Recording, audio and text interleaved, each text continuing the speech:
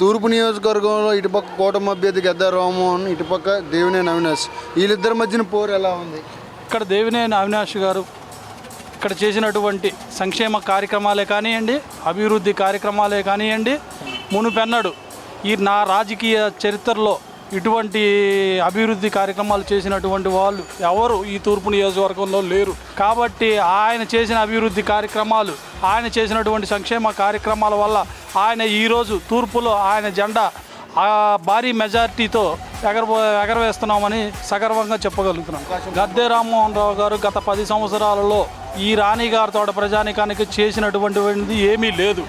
అదే మా అవినాష్ గారు అయితే ఒక రిటైనింగ్ వాల్ కానివ్వండి, ఒక పార్కు ట్రాక్ కానివ్వండి, అదే పేద ప్రజానికానికి సంక్షేమ పథకాలు అవనివ్వండి, అభివృద్ధి కార్యక్రమాలు అవనివ్వండి, ఇలాగ ప్రతి ఒక్క మంచి పని చేసుకుంటూ హామీ ఇచ్చినటువంటి 1 సంవత్సరం లోపు రిటైనింగ్ వాళ్ళు పూర్తి చేసిన ఘనత ఎవరిదైనా ఉందంటే పైన ఉన్నటువంటి మా జగన్మోహన్ రెడ్డి గారిది, అలాగే ఇక్కడ ఉన్నటువంటి అవినాష్ గారిది అని సగర్వంగా చెప్పగలుగుతున్నాను.